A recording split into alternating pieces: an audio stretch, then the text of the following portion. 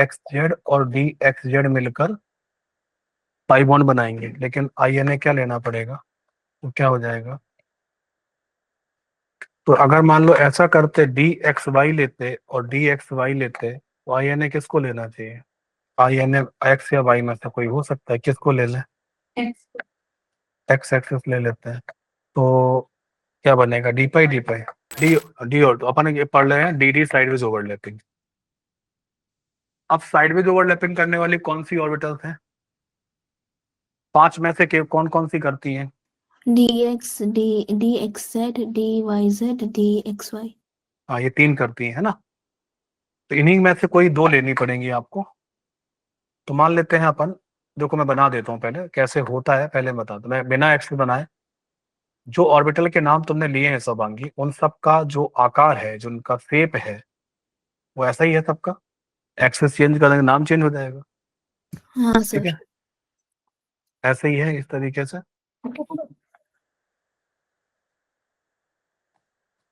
ये आपस में ओवरलैप करेंगे, ये आपस में ओवरलैप करेंगे, ऐसे करके यूं, ऐसे करके ये साइड में ओवरलैप हो गया, ठीक है।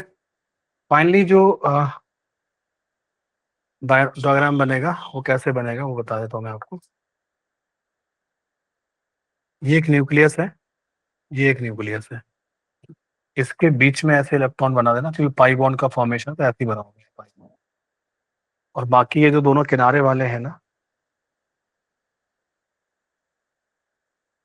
ठीक है, ये जो बॉन्ड बनेगा, इस बॉन्ड को हम लोग क्या बोलेंगे, इस बॉन्ड को हम लोग डी पाई बॉन्ड बोलेंगे,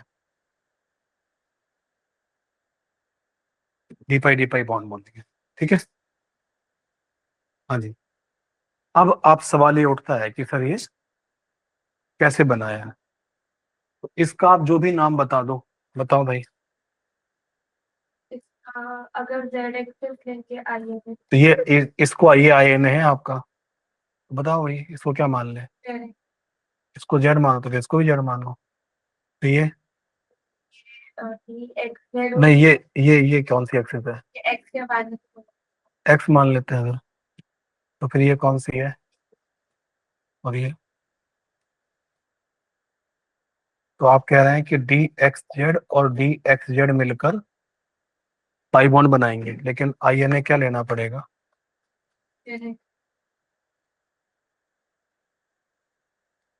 तो क्या हो जाएगा,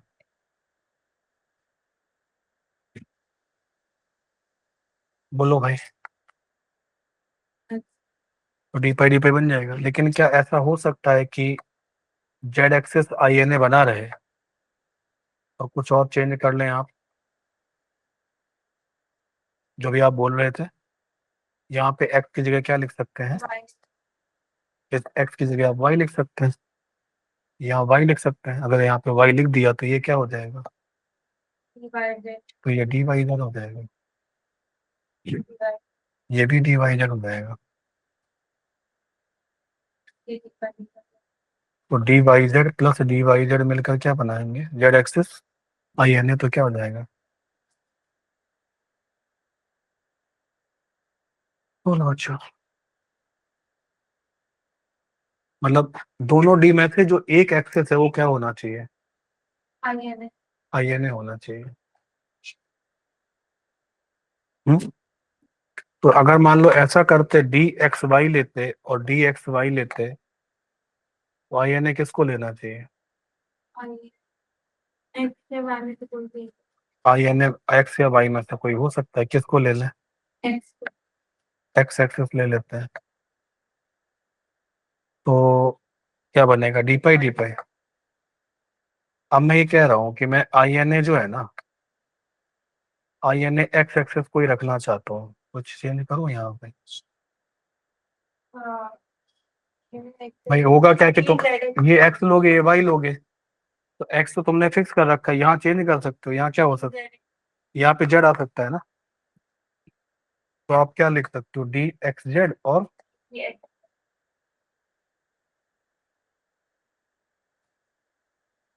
अगेन वही है, इन दोनों में एक्स एक्सिस कॉमन थी, इन दोनों में भी एक्स एक्सिस कॉमन है, सेम है, वही वाला है, इन्हें बन जाए, ठीक है। अब मैं आपको रिवर्स बोलता हूँ कि मैं आई एन ए पहले सेलेक्ट कर रहा हूँ। आई एन ए मेरा वाई एक्सेस है। ऑर्बिटल बताओ कौन कौन सी 2D ले लूं? नहीं, वाई एक्सेस है। तो डी वाई जेड ले सकते हैं और डी एक्स वाई ले सकते हैं। D Y Z plus D Y Z, दोनों में वाई कॉमन, और डी एक्स एक्स वाई और डी एक्स वाई दोनों में कॉमन। शिवांगी, हना, अंजलिका, विनीत, आयांश, आयान, आया समझ में सबको? हाँ सर। पक्का? ये डी इस तरीके से आपका डी बन जाता है ना, इस तरीके से।